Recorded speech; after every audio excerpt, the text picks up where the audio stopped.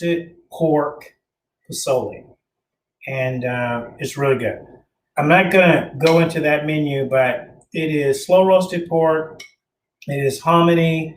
It is southwestern chilies. It's a few things. It's really good. Awesome. But today the recipe is about chicken enchiladas. So I'm gonna roll up some chicken enchiladas right before your very eyes. I've never done this before, so don't judge me too harshly, even though I've done lots of recipes and things like that. This is something I've never done live because it's a lot of preparation. So first of all, I'm gonna start with the chicken. I have some chicken here. You see, chicken that's been sous vide. All right, so here's my little bag of sous vide. So I took a sous vide and I just sous vide the chicken, sous vide. Anyway, for, I don't know, probably 10 hours, just to like let it marinate and cook. And then I just shredded some of it. That's gonna go into the chicken enchilada. So here's how we go. So first of all, you can boil the chicken, you can bake the chicken, however you want to do the chicken. I just like the sous vide because I'm really messy in the kitchen. So I like less dishes as possible. Sous vides help me. The steamers help me. Got the hot pot steamer. Air fryers help me. It's just less stuff that I have to clean up at the end of the night. All right.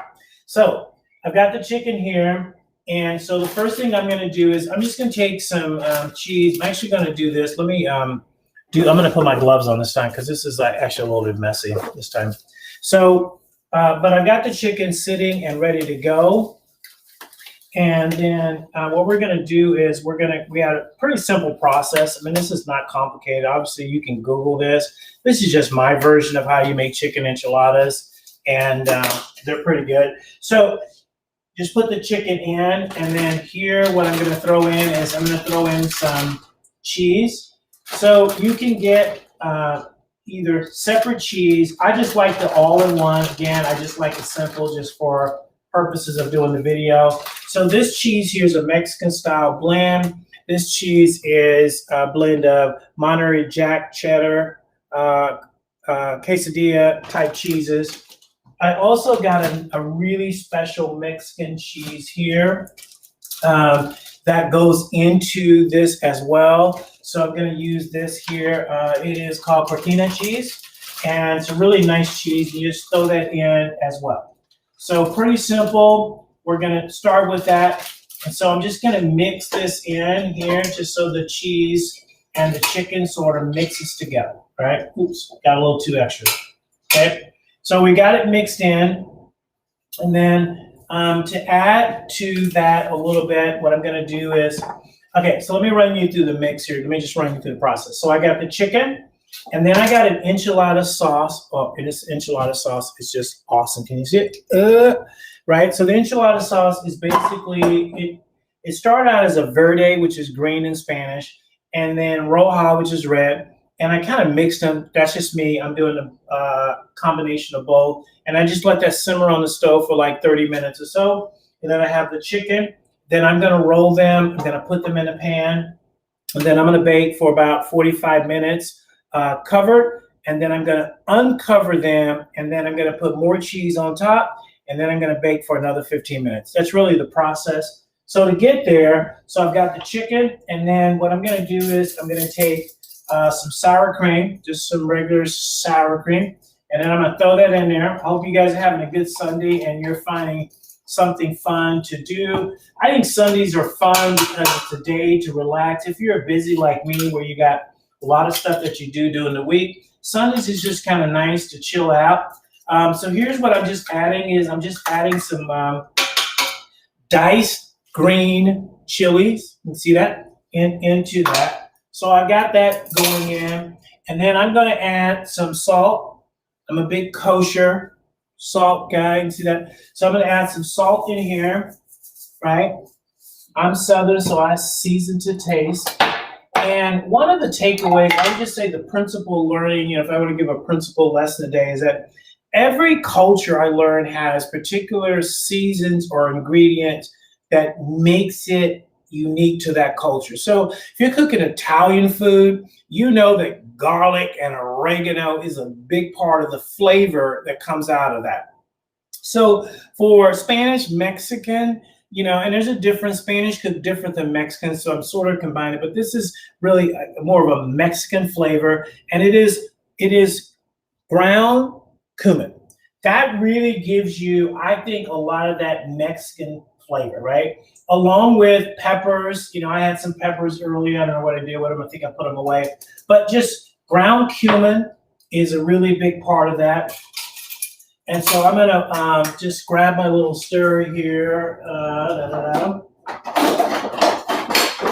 Grab my little wooden spoon here, and then just kind of stir this in. So clean my fork off because I'm probably these spoons off, but maybe I'll probably need those a little bit later. So I'm just gonna mix this all together. I don't want it too wet, but I don't want it too dry. So this is a little bit dry, so I'm gonna go ahead and just add the rest of the sour cream in there. I was actually thinking of doing Greek yogurt in there just to see how that would taste, but I really didn't do that. So anyway, so I've got that all mixed in. And again, this is the filling. And then the other part of this recipe that makes this work is your tortillas, right? So in this case, I've got the tortillas that I'm going to open here actually. And then you just put those in as part of the process there. So I'm going to put those in. I'm going to open the bag here a little bit and put those in. And then those are going to be what I'm going to use actually to wrap everything in and make sure that it flies like an eagle. Okay. All right. So I got those in, got those open as well. And then, but I'm still working on my filling here. So I'm throwing some pepper in.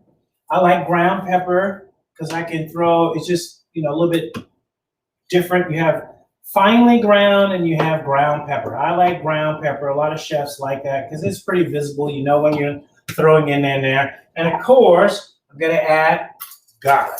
So I'm throwing a little garlic in here as well. Mix to taste. A lot of the stuff is mixed to taste. Just taste it as you're going in to make sure. Meanwhile, I don't want my pozole to get cold, so I'm going to take a little bit more of a bite of it. Oh, that's so good. So I got all this mixed in, and then sort of as a bonus, what I'm going to do is I'm going to throw some green onions in that I cut up someplace. Somewhere I did those. Oh, there we go. So these are just green onions, and I just chopped them up, and I'm going to throw those in there on top of that, and then just mixing it in. So that's all good. Right, so this is all like really ready to go, and that's all that I'm doing. It's still a little bit dry, so I'm going to just add a little bit more sour cream into it. The other thing you can do, you can add some broth, if you want to just thin it up a little bit. Mine's probably about right, because again, I'm just going to roll this, and this is going to bake in. So I got this in, throw a little bit more cumin in. You can never throw enough of that in. It just gives it more of that Spanish flavor as well. I got my cojita cheese. I'm going to throw some more of that in there as another additive. Again, it's all about flavor profile, right? You hear that a lot in professional competition. It's about your taste and the flavor profile. How does it taste? Does it taste authentic? Does it taste like it came out of a can? Does it taste like it came out of a bag? Or does it taste like it came out of your kitchen? You want it to taste like it came out of your kitchen and you made this recipe. By the way, I'm feeling Seahawk today. I know they're not playing, but kind of throwing my jersey on. I got the Griffin Boy jersey, 49. Great story of a guy, no arm, no hands, and he plays on the Seahawks. You should look it up because it's really good, cool story. So anyway, got that going. And then what I'm going to do is I'm going to throw in my pan here that I'm going to be using. I'm just going to throw a little bit of sauce at the bottom. I'm not throw a lot, but I just want to throw enough sauce to sort of cover the bottom of it so it doesn't stick while it's baking. And again, I'm baking it at 350 degrees. So I got that in there. A lot of people use casserole dish. You can see I'm kind of using a little bit different dish, almost like a steaming dish. And that's because I have stuff still unpacked from, living in Airbnbs for 2 years. So I'm still haven't unpacked everything. But all right, so we got that. And then next step is now we're just going to take this really and we're going to make the enchiladas. So we're going to take one, and so there's a couple ways people say to throw it into the sauce. I'm not really going to do that. What I'm going to do is I'm just going to take my filling of the meat, and I'm just going to stuff in the center here. It's all mixed up.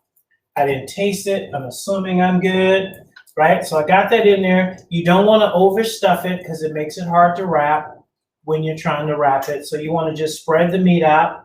Fairly easy. This is so easy that even average cooks will do it. And then all I'm going to do is, you can kind of see this, that I've got this in here. And all I'm going to do is, I'm just going to take this here and I'm just going to wrap it like a burrito. 1, 2, 3, we're done. Boom. And then I'm just going to place that into my pan. Good. We call this my favorite saying, one of my favorite saying, got a million of them, rinse and repeat. So we'll just keep doing this until we get all of this in here, until it's all mixed in. For extra credit, I might decide, let me throw a little bit of sauce on one of them, just as a little bit of flavor inside. Not necessary, but I'll just anyway, just to see if that makes that one taste a little bit different. Throw a little bit more in. Again, I don't want to overstuff them. It is bread. It will expand. And so you don't want to you want to keep the enchiladas separate when they come out. So I got those here. So we'll just keep doing this. And then when I'm done, all I'm going to do is I'm going to take my sauce that I spent a couple hours making. And then what I'm going to do is I'm going to just pour that over the top of it, and hopefully I got enough to cover. If you don't, then you have to go then adding stuff on top of it, which is not necessarily fun. So key is having enough sauce to make sure you cover that up, and you just keep simply doing that. It is a great way to serve a lot of people, but a fairly inexpensive meal, and it tastes really good. So I always try to think about what's my takeaway lessons when I'm doing this. I think it's time, because this is something that takes a little bit of time, right? You can go to a restaurant, just order it. You don't have to do this. You can probably find a frozen recipe of enchiladas, heat it up. But I think when you take the time to invest in people, places, and things, and not giving them pre-bought ideas or leftover things that your mama said, or your grandfather said, or your grandmother said, but things that you've learned in your own life, I think it has more resonance. If you're talking to your kids, they want to see what you can actually do. And so I think just personal touch is just so, I just think it's so impersonal. So far, look how many I got. I got like 5 of them. I probably can squeeze one more. I think I can get one more in here. I'm gonna try to do one more. I think yes. So we're gonna try to do one more in here, and then that will be the piece of this. I got enough filling to throw that in. So we're gonna do that. Boom and boom. And again, we're just spreading it out so that it evens out within it, right? And everything is kosher and spread out good. And then what I'm just going to do is, again, last one, take and wrap, boom, boom, boom, and boom. Okay. All right. So now that I've done that, what I'm going to do is I'm just going to take the sauce, right? Because I got them all in there. You can count them. 1, 2, 3, 4, 5, 6. So they're in there. So here's what I'm going to do. The next step is I'm just going to take the sauce that I've made. Right? Again, it's just enchilada sauce, got some peppers in it, got some garlic in it. I got some Southwest chilies that I chopped up and threw in it. And so all I'm going to do is it's going to take it, roll it across, like that, and then back across, like that. And then if I got one more, I'm going to go one more time, right? Not trying to drown them, but I want to get that sauce on top. And I got just enough sauce to like come across really well. And There you go. And then again, I mentioned the cheese. So the next step is I'm just going to take the cheese. You can see it's all balanced out, right? Got it in there. Looks good already. You can just go with this even as it's ready to go here. But we're going to take the cheese. Again, it's just a Mexican cheese. You can get as fancy as you want to with your cheese. Again, it's all about maintaining flavor profile. Don't get so fancy that it doesn't taste like what, Mexican. Or don't get under fancy trying to be cheap. A lot of people try to buy the cheapest products and the cheapest stuff. A lot of people hack as much as they can. Hacking and cooking terms means you didn't make anything. You just bought it out of the bottle of can. You mixed it together and you called it a recipe. Not exactly a recipe. So you want to just have a balance of that. Do I hack stuff sometimes? Absolutely. So I'm just going to spread some cheese on top of here. And just spread it out evenly.